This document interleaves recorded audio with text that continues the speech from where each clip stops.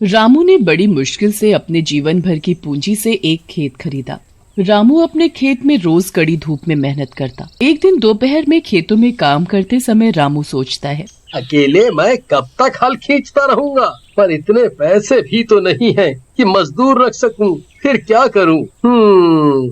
ऐसे ही परेशान रामू खाना खाने के लिए घर की तरफ जा रहा होता है। रास्ते में उसे हरिया दिखता है, जो कि एक भैंसे की मदद से हल चला रहा था। रामू हरिया के पास खेत में जाता है। और बताओ रामू, कैसे हो? खेती कैसी चल रही है? ये तो तुम बताओ, आखिर भैंसा भी ले आए हो। अब जल्दी से जल्दी ज्यादा पैसे कमाओ और मुझे मेरे पैसे वापस कर दो। हाँ भाई, कोशिश तो वही है। वैसे मेरे पैसे जल्दी चुकता करने का एक रास्ता है। वो क्या? बताओ। जल्दी पैसे दे सकूंगा तो मेरी भी सरदर्दी कम होगी। क्यों ना हम दोनों पंजा लड़ाएं। जो जीतेगा भैंसा 6 महीने के लिए वो इस्तेमाल करेगा। पर इसमें मेरा क्या फायदा है? 6 महीने तक जब भैंसा मैं इस्तेमाल करूंगा तो तुम्हारा ब्याज नहीं लगेगा।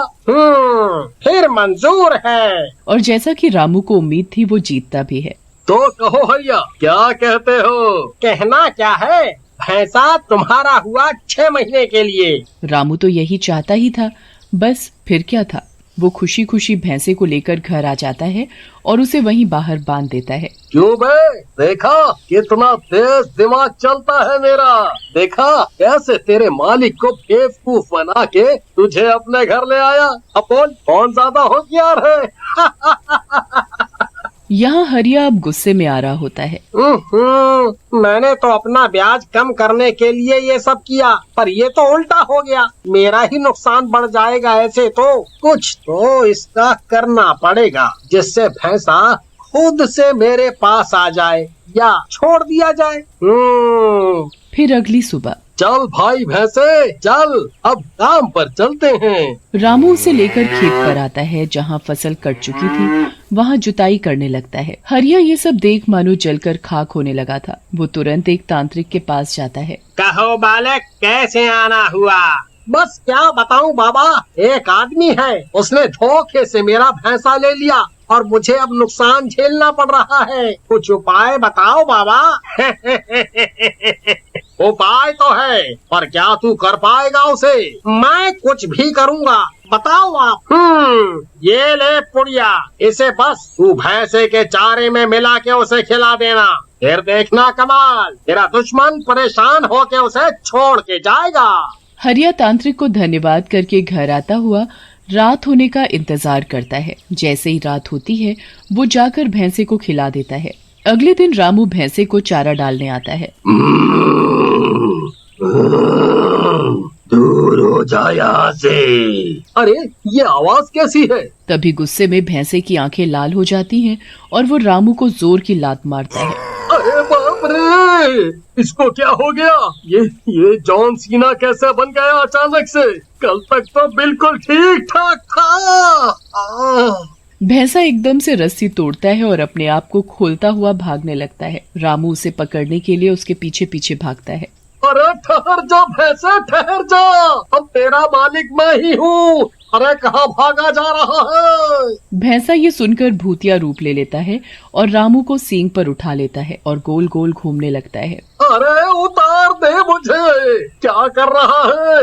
मेरी कमर टूट जाएगी। भूतिया भैंसा उसे गोल गोल घुमाकर नीचे फेंक देता है। हाय रे, ये कैसा भैंसा है? खेत में कैसे काम करेगा ये?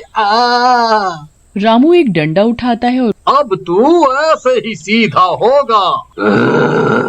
तेरा दिमाग तो ठीक है, डंडा मारेगा मुझे। रुक, तुझे अकल सिखाता हूँ। भैंसा दूर से भागता भागता आता है और रामू को जोर की लात मारता है और फिर भागते भागते हरिया के खेत पर पहुंच जाता है भूतिया भैंसा। हरिया उसे देखकर बहुत खुश हो जाता है। अरे तांत्रिक की बात तो एकदम सही निकली, ऐसा तो खुद से ही आ गया। अब तो मैं तांत्रिक को डबल पैसे दे के आऊंगा। बस रामू का जीना हराम कर दे ये भैंसा। बड़ा आया था मुझसे शर्त लगाने।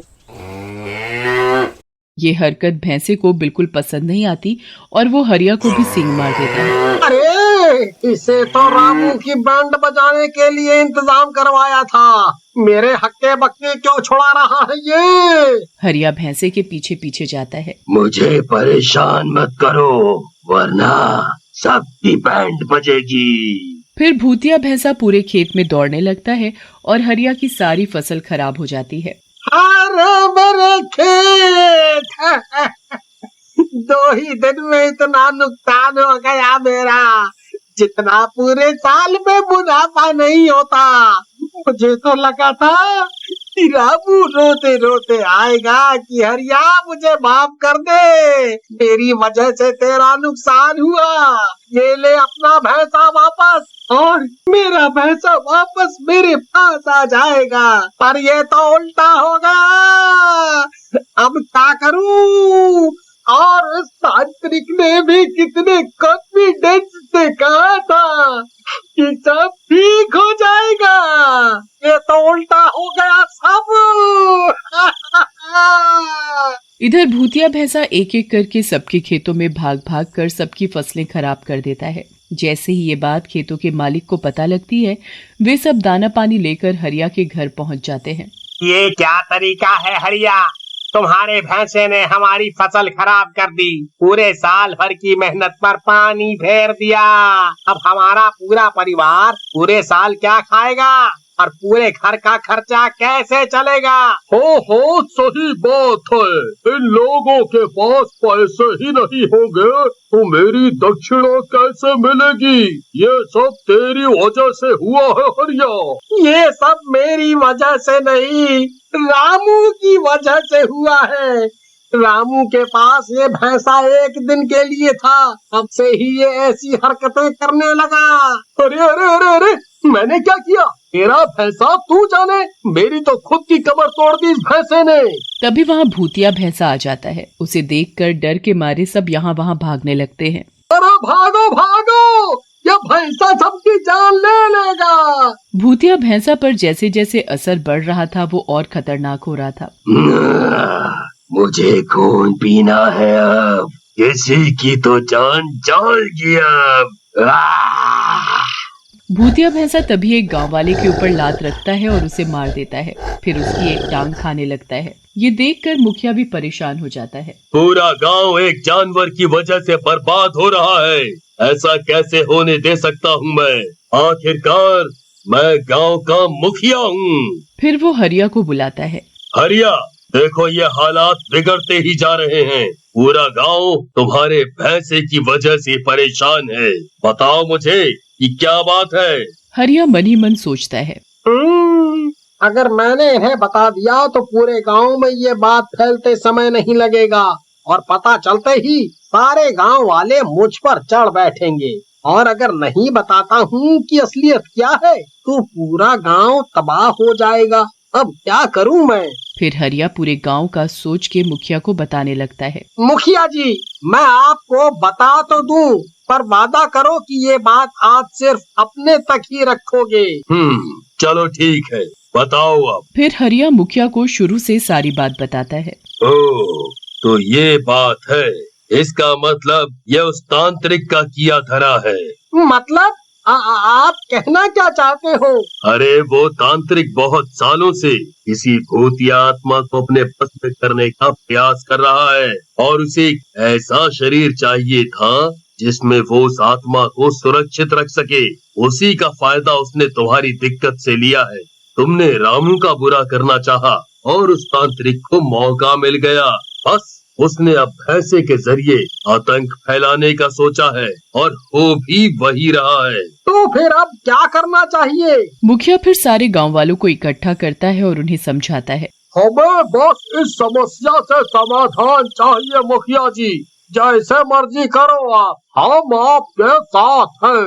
फिर सारे गांव वाले और मुखिया तांत्रिक के पास जाते हैं और उसे धमकाते हैं। हम सब जान चुके हैं कि तूने कैसे हरिया की समस्या का फायदा उठाया है। अब चुपचाप से उस भैंसे से आत्मा को निकाल। मुझे माफ कर दो, मैं सब ठीक कर दूंगा, बस मेरी जान बख्श दो। फिर वो अपनी तंत्र मंत्र विद्या से भैंसे से भूत की आत्मा को निकालता है और सब ठीक हो जाता है।